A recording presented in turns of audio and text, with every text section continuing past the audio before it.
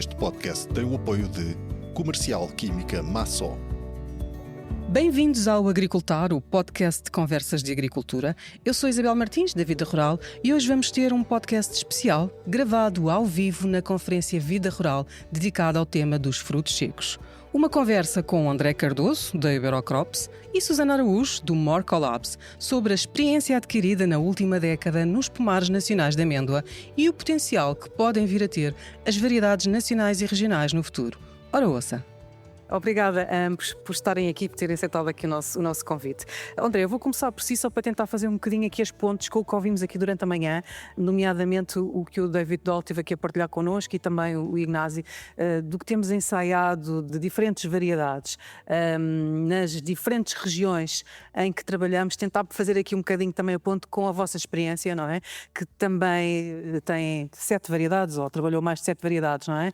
Se já podemos chegar a algumas conclusões, sendo que aqui não há conclusões lineares, não é? Como já percebemos. Bom, antes de mais também obrigado pelo convite e pela oportunidade de partilhar aqui um pouco aquilo que tem sido a minha experiência no setor. Efetivamente, nos últimos anos tive a oportunidade de acompanhar um portfólio de cerca de 8 variedades, sobretudo interessante pela dispersão geográfica que tinha, portanto com plantações desde a Beira Baixa até ao Baixo Alentejo. E partilhando um bocadinho aqui aquilo que o David dizia, eu penso que no caso concreto de Portugal, até mais do que da Península Ibérica, ainda é muito precoce tirar qualquer tipo de conclusão, sobretudo até em termos produtivos. A maioria das plantações não atingiu sequer a maturidade produtiva. O grande boom do setor aconteceu nos últimos 6, 7 anos. E, na verdade, experienciamos uma conjuntura climática nos últimos 2 anos que foi ímpar e bastante nefasta para o atingimento das produtividades esperadas, na medida em que a elevada pluviosidade registada em períodos críticos do ciclo, como foi a plena floração, não permitiu materializar o potencial produtivo que se tinha outrora verificado. Recordo aqui alguns dados que tenho de memória. 2025 foi, no período entre 15 de fevereiro e 30 de março, o ano mais chuvoso dos últimos 25, e 2024 foi o terceiro, e tal aspecto nunca tinha acontecido em 2 anos consecutivos. Portanto, para plantações que teoricamente entravam em produção, não se pôde tirar qualquer tipo de conclusão.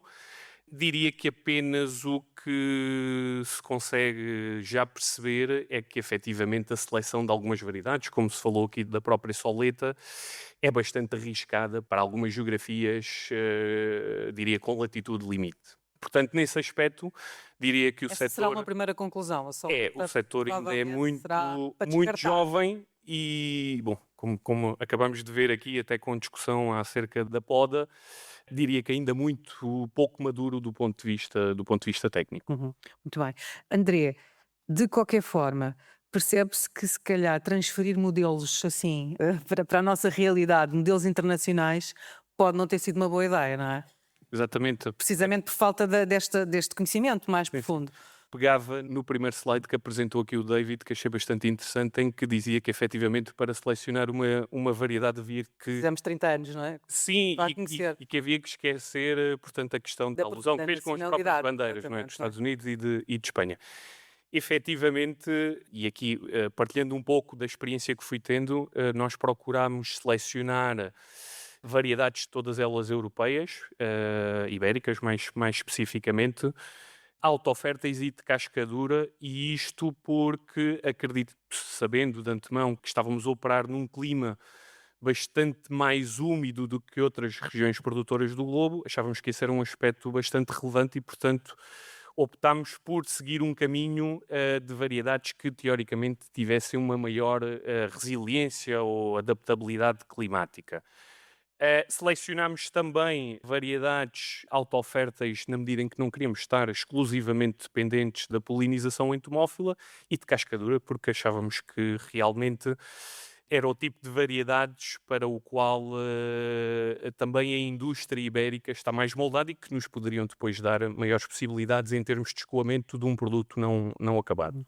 André, tem aqui experiência também em 2 regiões diferentes no território continental, não é? Ou seja, Alentejo e Beira. há muitas diferenças também entre a adaptação destas variedades. Fizeram experiências com as mesmas variedades nas duas regiões, replicaram o modelo de uma região para a outra. O que aconteceu no vosso caso?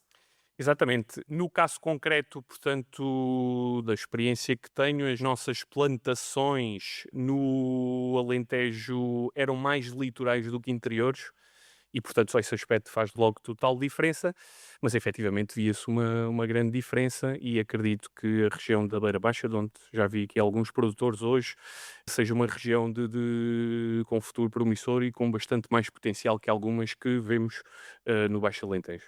Mas está a dizer isso com base nas horas de frio, no solo, ou as variedades adaptaram-se melhor lá porque eram outras? Replicou o modelo, portanto o que tinha no Alentejo era o mesmo que estava na Beira, a nível de variedades, ou não? Exatamente, eu Hum. diria que são necessários 3 pré-requisitos essenciais para a instalação de um amendoal, que é a disponibilidade hídrica, o tipo de solo e o clima. Para mim, pessoalmente, a região da Beira Baixa tem solos mais pobres que o Alentejo, efetivamente, mas nos outros 2 aspectos é bastante Poderá estar mais melhor. adaptada para o amendoal, é isso? Sim, sim, na minha opinião, sim. Então, Susana, queria fazer aqui a ponte também com um dos pontos que o David Doll tocou, que tinha a ver com as variedades nacionais, não é? Que é, no fundo, aqui um tema que queria aprofundar consigo. Perceber aqui um bocadinho, em primeiro lugar, se elas têm algum papel e se há aqui, de facto, um papel que possam desempenhar no futuro, e, essencialmente, perceber também este capital genético, não é, que temos, que de alguma forma está minimamente preservado em coleções ampelográficas. Se calhar fazer aqui uma nota prévia para partilhar convosco, nós tentámos ir um bocadinho à procura do que é que estava preservado, digamos assim, a nível de variedades nacionais. E falámos com dois portos e falámos com o Algarve, que têm coleções de amendoal, com variedades nacionais e regionais, mas que são quase espaços museológicos, eu diria. Portanto, ou seja, as árvores estão lá, em alguns casos em melhor estado que outras, mas não estão a ser feitos rigorosamente nenhum ensaios de como é que elas se comportam em explorações pelo país. Portanto, preservamos a árvore, mas não sabemos o que é que ela vale, na verdade. Ou existe alguma informação já histórica, mas que neste momento estará muito desadaptada para a forma como nós queremos conduzir pomares modernos atualmente, não é? E, portanto, perguntar, há ali um capital sobre o qual nós, na verdade, não conhecemos o potencial, não é? É um capital genético que está ali, que nós não sabemos o que é que vale, não é? Era importante saber. Antes de mais, cumprimentar e agradecer o convite para estar cá a discutir um tema que me é tão interessante como investigadora, que é a preservação dos nossos recursos endógenos e institucionalmente, vindo eu do laboratório colaborativo da montanha, a falar de amendoal e falar de montanha é falarmos de um dos principais recursos e setores com os quais nós trabalhamos. Eu diria que as variedades tradicionais portuguesas têm um potencial único que ainda não está explorado. E esta será a principal limitação, porque ela não é adotada ou são utilizadas. Se pensarmos que as nossas variedades foram, ao longo destes anos todos, desenvolvidas em condições áridas, que melhores variedades nós teremos, mais adaptadas aos desafios das condições climáticas ou das condicionantes hidrofoclimáticas que encontramos nas nossas regiões. Outra coisa muito interessante é perceber que, em termos de qualidade organolética, as amêndoas provenientes de variedades portuguesas são diferenciadas, são um produto diferenciado. Aliás, nós já temos alguns produtos com reconhecimento DOP e IGP, não é? E isto é aqui que deve ser a aposta. Obviamente que se dissermos a grande ambição é sempre produzir mais, mas podemos pensar noutra forma de ter rendimento, que é procurar pelo valor acrescentado que a produção em quantidade mais reduzida de um produto prémio possa trazer.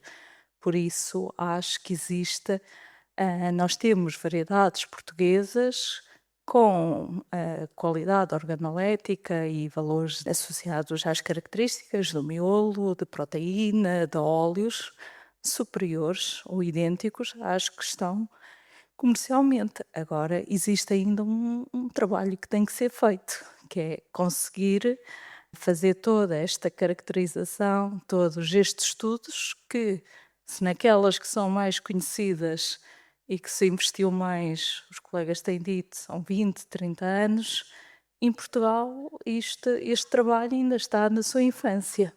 A Susana tem muito conhecimento sobre amêndoa, não é? E nomeadamente sobre as nossas variedades, daquele conhecimento que está disponível e que é histórico, não é? Onde é que lhe parece que há aqui um potencial, até pensando em melhoramento genético, não é? Portanto, não temos que olhar para as variedades per si e pensar que as vamos plantar no dia seguinte.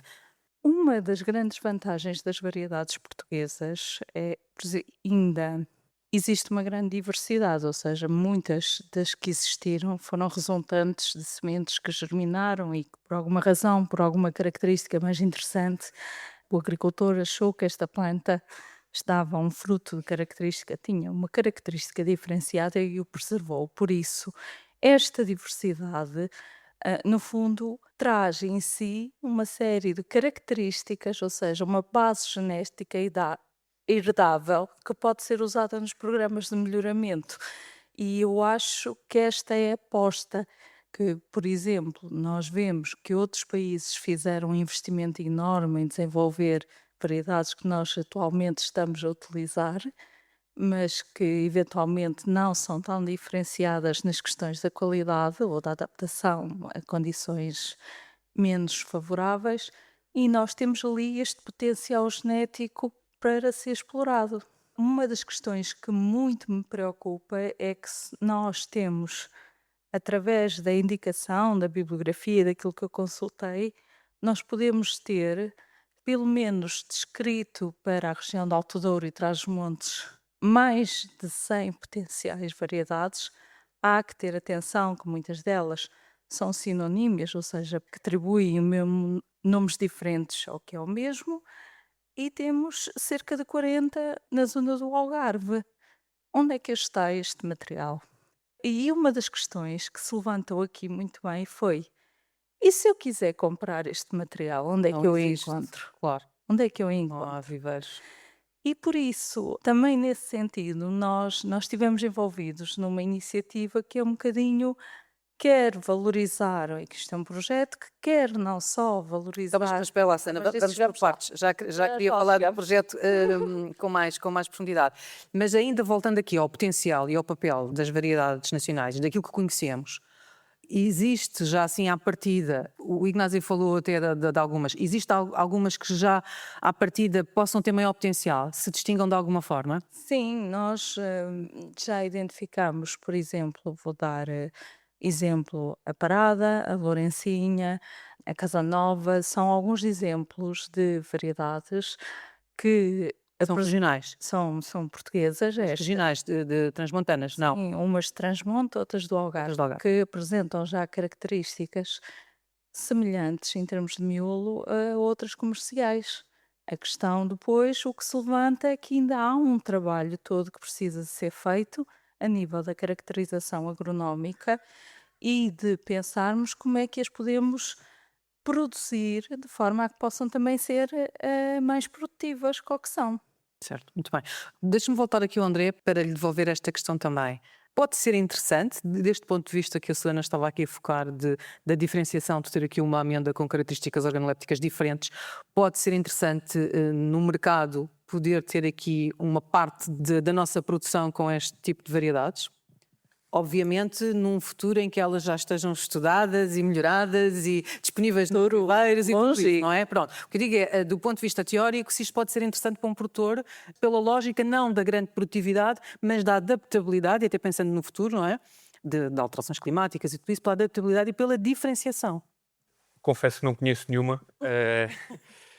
Eu diria, não vejo porque não, quer dizer, não vejo que seja algo que se consiga num horizonte temporal a 10 anos, pelo menos, tal qual já se falou aqui hoje, um programa de melhoramento genético leva 20 ou 30 anos até que uma variedade tenha, digamos, provas inequívocas de performance. Agora, do ponto de vista do produtor, se estivermos a falar de variedades que tenham de alguma forma ou sejam melhoradas com vista à sua adaptação aos novos modelos de condução, que sejam também algo mais eficientes do ponto de vista produtivo e económico, naturalmente, se o mercado efetivamente perceber essa diferença qualitativa, diria que não vejo por que não, e podemos estar a falar até aqui de eventual abertura de algum nicho de mercado, não é? Que aliás já existe, temos a questão já temos uma DOP da amêndoa de ouro, não é? Que já nos traz alguma diferenciação e também uma IGP associada à amêndoa da Moncorvo, que também nos traz outra diferenciação. Ou seja, este já é um caminho que está traçado. Agora, a questão é poder amplificá-lo e mostrar que isto é possível e explorá-lo em outras variedades que já se sabem que existe este potencial.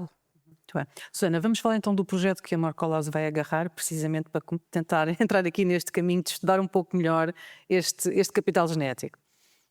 Pronto, neste contexto, quando nós começamos com esta questão muito idealista de trabalhar recuperar as variedades tradicionais portuguesas, a primeira questão que nos surgiu é, obviamente, onde é que elas estão, como estão, e inevitavelmente, se temos que pensar numa perspectiva de melhoramento, nós temos que fazer uma caracterização fenológica, agromofológica e das próprias qualidades do fruto para perceber se de facto estamos na presença estas ditas cento e muitas que já não conseguimos encontrar, infelizmente, se de facto elas têm essas características.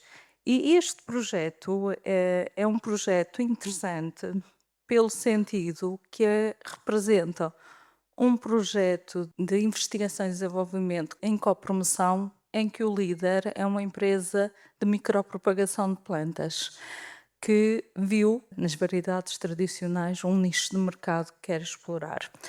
Este projeto chama-se CMIS, que é o acrónimo para o desenvolvimento de soluções inovadoras para um amendoal mais sustentável e foca-se precisamente nesta recuperação e certificação destas variedades e na sua caracterização de forma a podermos encontrar plantas-mãe elite de boa qualidade e que possam eventualmente quer ser comercializadas pela empresa, quer ser usadas num futuro programa de melhoramento para o qual nós já estamos a trabalhar. Essencialmente, qual é a nossa ambição neste projeto? É a empresa conseguir desenvolver um produto inovador, recuperando que tenha em si a valorização deste recurso endógeno. E para nós também será muito interessante trazer esta vertente que a sustentabilidade abrange vários pilares, ou seja, esta questão da sustentabilidade tem de ser vista pelo lado económico, pelo impacto social e também pelo impacto ambiental. Se conseguirmos produzir variedades mais adaptadas num contexto de alterações climáticas, só temos a ganhar, não é? Mas, obviamente, antes de avançarmos com todos estes sonhos e ambições, existe um aspecto crucial, que é identificá-las, caracterizá-las a diferentes níveis, especialmente molecularmente, que nos permite, de alguma forma, distinguir a sua diversidade e, a partir daí, traçar todos os outros objetivos que tinha falado. Eu não sei se mencionei, acho que por lapso não falei, disse que era um projeto de copromoção, que era liderado por uma empresa de micropropagação de plantas. Sim. Posso dizer o nome? Pode. Pronto, que é a Dayfield. E temos como parceiros o Centro de Competências, o Centro Nacional de Competências Fruto Seco, o IPB e o Morcolab, sendo que tem um projeto que tem um grande apoio de associações de produtores, que também veem valor e se identificam com a finalidade do projeto, e com a CCDR Norte e também colaboração da CCDR do Algarve, que nos tem facilitado o acesso aos campos onde se encontra este material e que estão muito entusiasmados com esta iniciativa de poder valorizar aquele espólio que ali está. Susana, mas então, na prática, vamos tentar recuperar o espólio, caracterizá-lo, portanto, estudá-lo de alguma forma e propagá-lo em viveiro. não vamos conseguir ensaiar nada no campo. O que nós vamos ensaiar, antes de conseguirmos ensaiar, é preciso saber o que é que vamos ensaiar. Exatamente. Eu acho que o trabalho prévio, este é o critério, é o primeiro critério. Depois, uma vez identificadas estas plantas, que é aquilo que nós chamamos as plantas elites, e nós identificamos uma série de variedades que nós achamos que têm características muito semelhantes às comerciais estrangeiras, mas que ainda não estão no mercado, nós vamos estabelecer formas de as propagar de forma a que elas possam ir para o mercado. Uma das grandes ambições do nosso projeto são projetos relativamente curtos, mas é pelo menos iniciar testes que nos permitam mostrar a performance destas plantas selecionadas em campo. Obviamente, temos que pensar que são os projetos financiados a 3 anos. O que é que nós esperamos é que isto seja um primeiro passo, e de muitos que eu tenho conhecimento, que outros projetos tentaram fazer isto, mas inevitavelmente não se anda mais, muitas vezes porque estamos condicionados à disponibilidade de financiamento que nos permite seguir com estes projetos. Mas sim, há a ambição de se tentar fazer os primeiros ensaios em campo com as plantas que serão multiplicadas in vitro, para assegurarmos, depois de fazermos a certificação varietal, assegurar também que ela se mantém, e uma certificação fitossanitária. Ao multiplicarmos in vitro, asseguramos a homogeneidade daquilo que obtemos, e depois temos o desafio de as transferir para o campo e ver se de facto elas mostram uma boa performance fisiológica e agronómica dentro do que é possível. Estamos a falar de uma linhosa. Claro.